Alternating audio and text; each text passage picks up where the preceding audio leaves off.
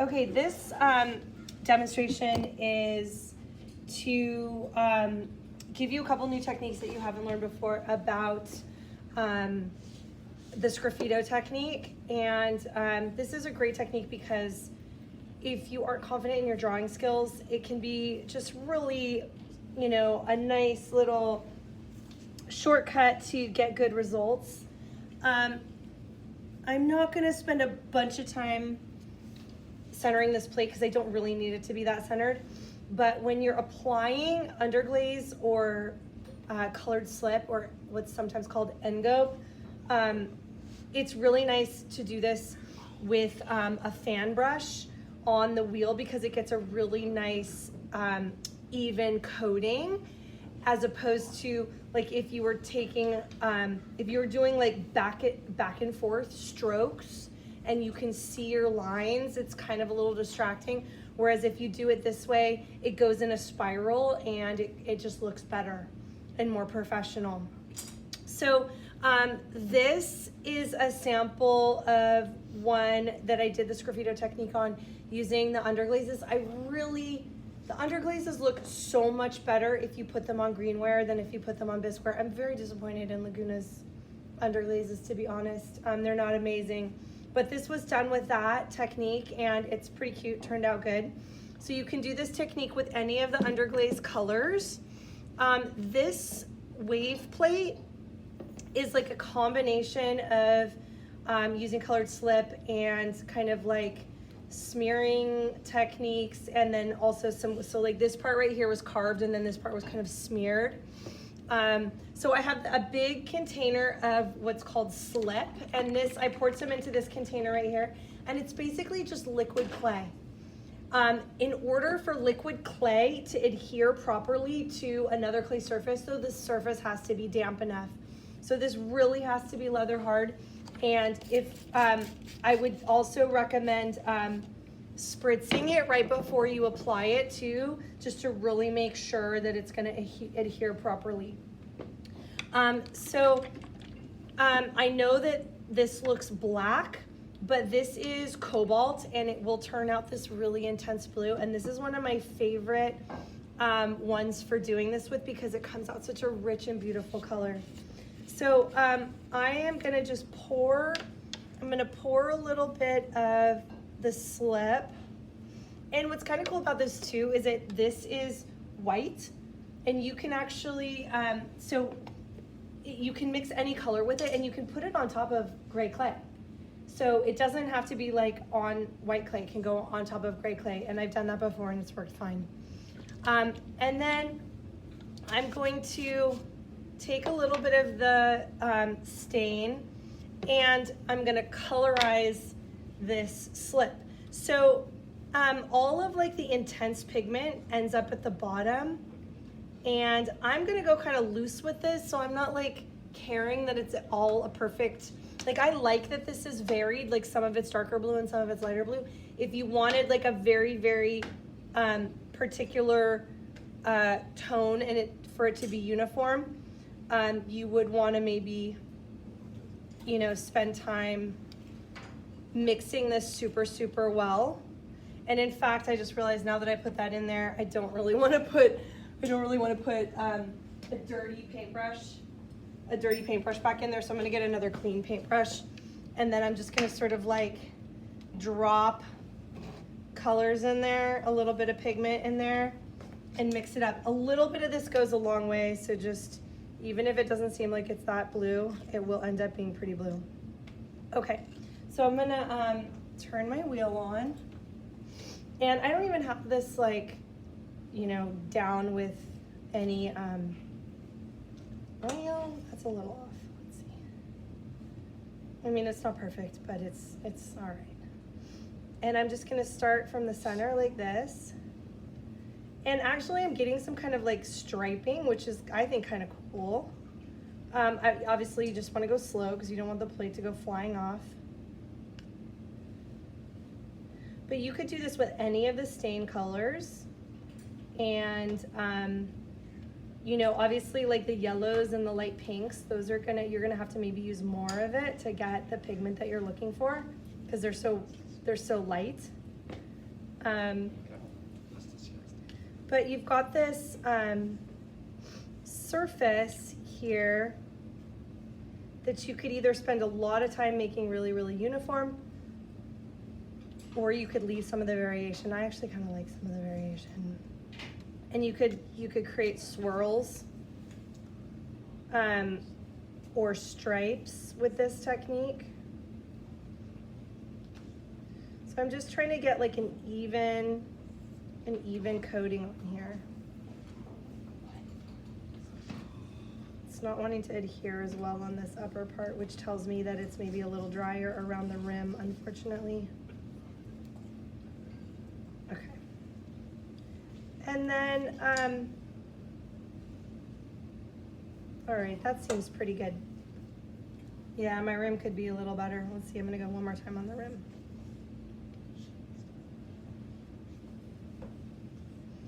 And then I will definitely, I shouldn't say probably, I will definitely take a sponge and clean that rim up so it's really nice and tight at the end.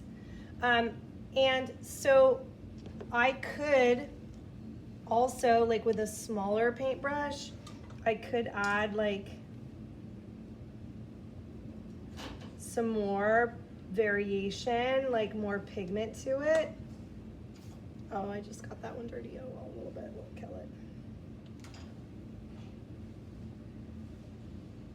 So I could mix some more like deeper, that's gonna come out like more intensely blue. And then I think I'm just gonna smear this a little more so that it's not quite so stripey. Just blend it out a little bit more with my fan brush. So you could do this a very, very solid color or play around with you know, variants in it. So at this point, and I'm just realizing I didn't prepare for this part, I'm gonna grab the heat gun.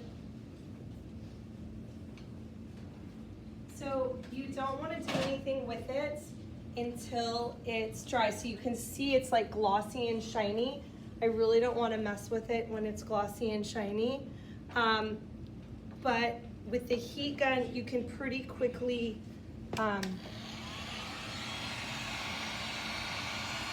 try it out.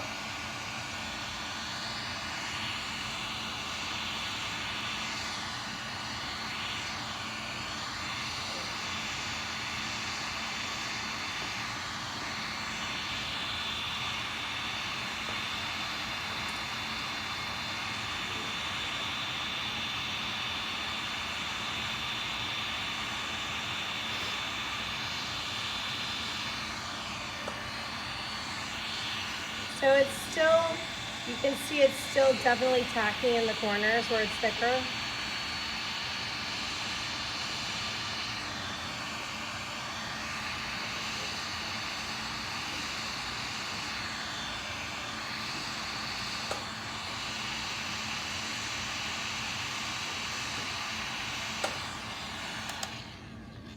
Okay, so I am not gonna mess with these edges at all because I'm a little bit concerned about it being too wet. But this inner part is dull and totally dry. And so I have this little image that I was gonna transfer, but I think because I don't wanna put this whole thing down, I'm just gonna cut a rose out to kind of show you guys. I'm not gonna do the whole thing. I'll do the other parts later. Okay, so I know that I can get away with doing an image transfer right now here. So I'm just gonna put this little rose right down here. And then I'm gonna take a pencil that's like a little bit, not super sharp. And I'm just gonna trace. And I'm not, you know, digging deep in here. I'm just trying to make a little impression, a little outline that I can follow. This is gonna be a really helpful thing, especially just with like proportions, or if you're doing a face, just to give you a little bit of guideline so that you're not completely doing it on your own. And I don't know if you can see it from there, but I've got a little indentation. And then I can come in, I've got a variety of these little carving tools. And I can come in, and some of them are finer than others. Let's see, let me find a good one. Ooh, this little baby's super fine right here. And then I'm gonna come in and I can start to carve away. Now this can be tricky because you end up with all these little bitty bits, but you can see that I'm revealing the white of the clay underneath from my little drawing. And like I've actually seen some people do this with a vacuum cleaner so that it sucks all those little bits up.